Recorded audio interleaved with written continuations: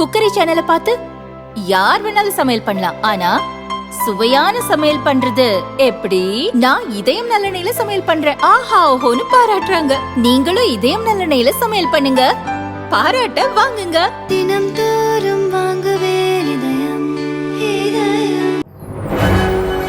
வணக்கம். செய்தி சுருக்கம். வியட்நாமுக்கு 2512 கோடி ரூபாய் கடன் உதவி, பிரதமர் மோடி அறிவிப்பு. வியட்நாம் பிரதமர் பாம் மின் சின் 3 நாள் பயணமாக இந்தியா வந்துள்ளார்.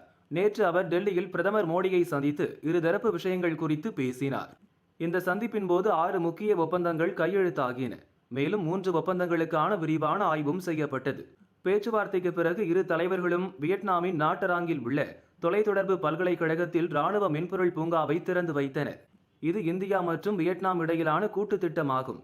இந்த திட்டத்திற்காக இந்தியா $5 மில்லியன் மானிய உதவியாக வழங்கியுள்ளது. இதைத் தொடர்ந்து பிரதமர் மோடி கூறியதாவது: கிழக்கு நாடுகளுடன் நெருக்கம் என்ற நம் கொள்கையிலும் வலுவான மற்றும் சுதந்திரமான இந்தோ பசிபிக் பிராந்தியம் என்ற தொலைநோக்கு பார்வையிலும் வியட்நாம் மிக முக்கிய நாடாக உள்ளது. இரு நாடுகளுக்கும் இடையே வலுவான தொடர்புகள் உள்ளன. நாம் 2047 வளர்ச்சியடைந்த நாடு என்ற இலக்குடன் பயணிக்கிறோம். அதுபோல வியட்நாமும் தொலைநோக்கு பார்வை 2045 என்ற இலக்குடன் பயணிக்கிறது. இருவரும் இணைந்து தங்களுடைய நாட்டின் வளர்ச்சியுடன் பரஸ்பர வளர்ச்சிக்கும் உதவுவோம். இந்தியா எப்போதும் வளர்ச்சியை ஆதரிக்கிறது. மற்ற நாடுகளை ஆக்கிரமித்து தன் எல்லையை விரிவுபடுத்துவதை எதிர்க்கிறது. இந்த வகையில் இந்தோ பசிபிக் பிராந்தியத்தில் அனைத்து நாடுகளும் சுதந்திரமாகவும் அமைதியாகவும் இருப்பதை உறுதி செய்ய வியட்நாமுடன் இணைந்து செயல்படுவோம். வியட்நாமில் பல வளர்ச்சி பணிகளை மேற்கொள்ள 2512 கோடி ரூபாய் கடன் உதவி வழங்கப்படும் என பிரதமர் மோடி கூறினார். கேள்வி கேட்ட கனிமொழி, கதறவிட்ட தேஜஸ்வி, அனல் பறந்த லோக்சபா. பார்லிமெண்ட் மழைக்கால கூட்டத்தொடர் நடந்து வரும் நிலையில் லோக்சபாவில் இன்று பேசிய திமுக எம்பி கனிமொழி, புதிய கல்விக் கொள்கை குறித்தும் இந்தி திணிப்பு பற்றியும் மத்திய அரசு மீது குற்றம் சாட்டினார். எங்களுடைய கல்விக் கொள்கையிலே, எங்களுடைய மக்களுடைய நம்பிக்கையிலே, மக்கள் தேர்ந்தெடுத்திருக்கக்கூடிய அரசாங்கத்தின் உரிமைகளிலே தலையிடுவதற்கு ஒன்றிய அரசாங்கம் யார் என்று நான் கேட்கிறேன். நீங்கள் சொல்லக்கூடிய புதிய கல்விக் கொள்கை, இங்கே பேசியவர்கள் சொன்னார்கள் மும்மொழி கொள்கை என்றால் எங்களுக்கு என்ன தெரியாது, திராவிட முன்னேற்ற கழகம் மொழிக் கொள்கையை வைத்துக் கொண்டு அரசியல் செய்து கொண்டிருக்கிறது, ஏமாற்றுகிறது என்று. நான் கேட்கிறேன், உலகத்திலே வேறு ஏதாவது ஒரு இடத்திலே மொழி போராட்டத்திலே உயிரை தியாகம் செய்த நூற்றுக்கணக்கானவர்கள் எங்கே இருக்கிறார்கள் என்று நீங்கள் காட்ட முடியுமா? உங்களுக்கு தெரியாது. ஏனென்றால் இந்த நாட்டின் விடுதலை போராட்டத்தில் கூட நீங்கள் பங்கேற்றுக் கொள்ளவில்லை. அதனால் உங்களுக்கு தியாகம் என்பது என்னவென்று புரியாது.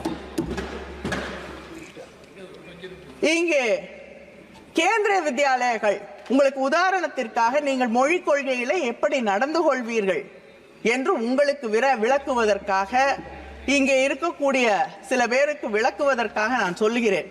கேந்திரிய வித்யாலயங்களிலே அங்கே இருக்கக்கூடிய மாநில மொழியை கற்றுத் தருவோம் என்று சொல்கிறீர்கள். தமிழ்நாட்டில் 45 கேந்திரிய வித்யாக்கள் இருக்கிறது. ஆனால் அதில் நீங்கள் எப்படி தமிழை சொல்லித் தருவீர்கள்? அங்கே இருக்கக்கூடிய மாணவர்களிலே 20 பேர் ஒரு வகுப்பிலே இருக்கக்கூடியவர்கள் எல்லாம் இணைந்து அங்கே இருக்கக்கூடிய தலைமை ஆசிரியரிடம் வந்து கோரிக்கை வைக்க வேண்டுமா? அப்படி கோரிக்கை வைத்தால் தமிழ் அங்கே அதற்காக ஆசிரியர் நியமிக்கப்பட்டு, ஆசிரியர் கிடைத்தால் நியமிக்கப்பட்டு அங்கே தமிழ் சொல்லி தரப்படும். இது தமிழ்நாட்டிலே நாங்க கோரிக்கை வைத்து கெஞ்சி போராடி தமிழை கற்றுக்கொள்ள வேண்டும். கேந்திரிய வித்யாக்களிலே 45 பள்ளிகளிலே 15 பள்ளிகளில் தான் தமிழ் சொல்லி தரப்படுகிறது. இப்படிப்பட்ட ஒரு நிலையை கேந்திரிய வித்யாலயா பள்ளிகளிலேயே நடத்தி கொண்டிருக்கக்கூடிய உங்களை நம்பி மொழி கொள்கையிலே நீங்கள் நியாயமாக நடந்து கொள்வீர்கள் என்று நாங்கள் எப்படி நினைக்க முடியும்? ஒவ்வொரு இடத்திலும் ரயில்வே ஸ்டேஷன்ல போய் டிக்கெட் வாங்க முடியல, அங்கேயும் ஹிந்தியை திணித்துக் கொண்டிருக்கிறீர்கள். கனிமொழியின் பேச்சுக்கு பெங்களூரு தெற்கு தொகுதி பாஜக எம்பி தேஜஸ்வி சூர்யா பதிலளிக்க முயன்றபோது கனிமொழி எதிர்ப்பு தெரிவித்தார். ஆனால் தானும் ஹிந்தி தாய்மொழி அல்லாத மாநிலத்தைச் சேர்ந்தவன்தான் என உரக்க சொன்ன தேஜஸ்வி சூர்யா தொடர்ந்து பதிலளித்து பேசினார். 1968 முதல் தேசிய கல்விக் கொள்கை கொண்டுவரப்பட்டது. அதிலிருந்து 2020 பாஜக கொண்டு வந்த கல்விக் கொள்கை வரை பார்த்தால் பாஜகவின் கல்விக் கொள்கையை தவிர மற்ற அனைத்தும் மும்மொழி கொள்கையை கொண்டவை. அதன்படி ஹிந்தியும் மற்றொரு இந்திய மொழியும் கற்பது கட்டாயம். ஆனால் எங்கள் புதிய தேசிய கல்விக் கொள்கையில் மாணவர்கள் விரும்பும் ஏதாவது 2 இந்திய மொழிகளை கற்கும் வாய்ப்பு வழங்கப்பட்டுள்ளது என்றார். கடந்த 65 ஆண்டுகளாக திமுக ஆதரவு கொடுத்த காங்கிரஸ் தான் தென் மாநிலங்களில் இந்தியை திணித்ததாகவும் பகிரங்கமாக குற்றம் சாட்டினார். On the point of Hindi imposition, my friends from the DMK have been asking pointed questions. I would want to take a minute. I am a member of the Bharatiya Janata Party, and most importantly, Kanimoyiji, I come from Karnataka, which, like you, is a non-Hindi speaking state, and I am as opposed to imposition of Hindi as possibly you are, and rather more sincerely, because I have seen the DMK being hypocritical about their opposition to Hindi imposition. While be that as it may, let me take a minute.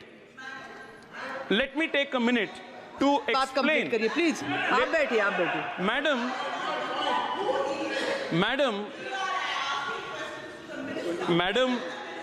Madam, in this country, माननीय सदस्य please complete करिए. in 1968, the first national education policy was introduced. The first national education policy mandated a 3-language policy. And this 3-language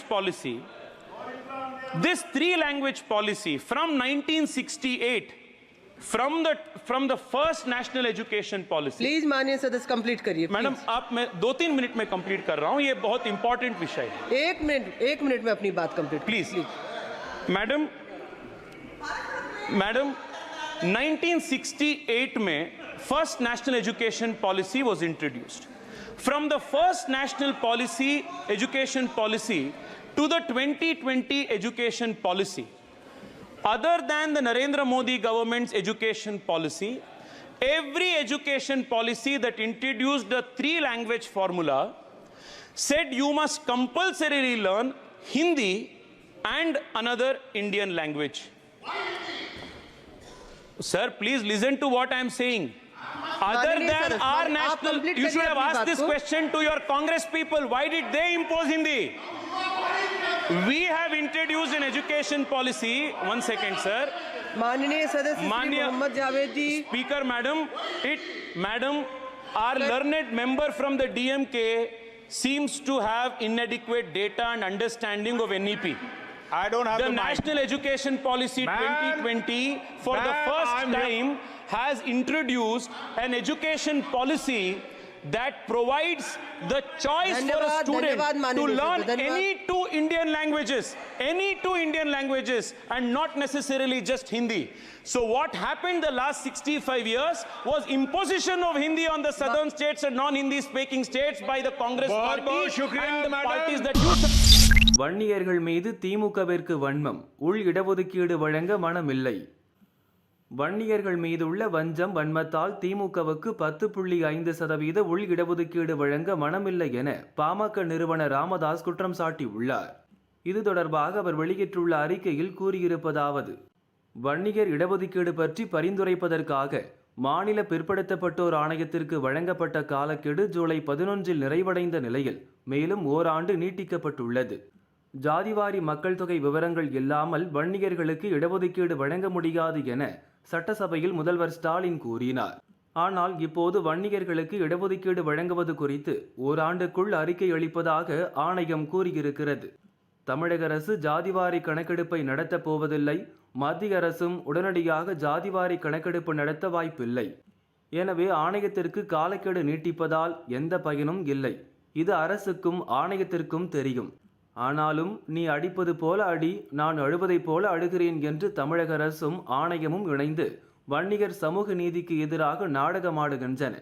வன்னியர்களால் வளர்ந்த திமுக இப்போது வன்னியர்கள் மீது கொண்டிருக்கும் வன்மத்தால் உள் இடஒதுக்கீடு வழங்க மறுக்கிறது. இதை பாட்டாளி மக்கள் நன்கு அறிவர்.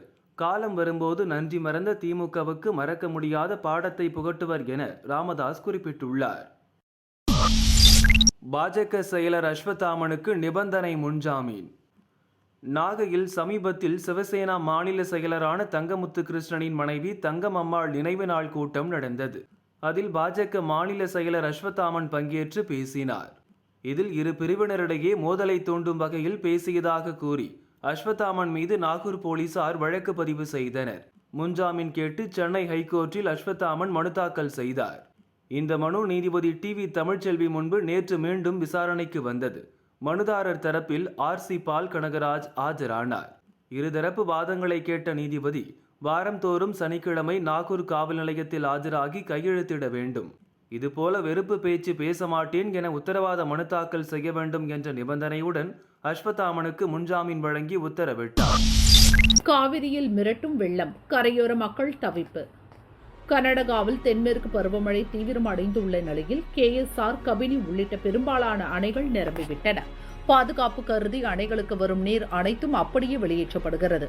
இப்போது ஒகேனக்கல் காவிரி ஆற்றில் நீர்வரத்து வினாடிக்கு 2 லட்சம் கன அடியாக உள்ளது.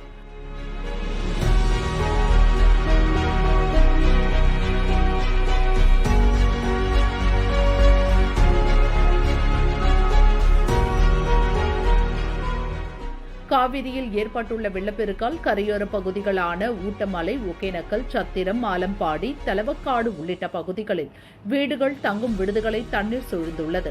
சுற்றுவட்டார பகுதி மக்களுக்கு வெள்ள அபாய எச்சரிக்கை விடப்பட்டு அபாயகரமான பகுதிகளில் வசிப்போர் பாதுகாப்பான இடங்களுக்கு மாற்றப்படுகின்றனர். வெள்ளம் சூழ்ந்த பகுதிகளை சேர்ந்தோர் தனியார் மண்டபங்கள், அரசு பள்ளிகளில் தங்க வைக்கப்பட்டுள்ளனர். மக்கள் பத்திரமாக இருக்கும்படி போலீசார் வீடு வீடாக சென்று அறிவுரை வழங்கினர்.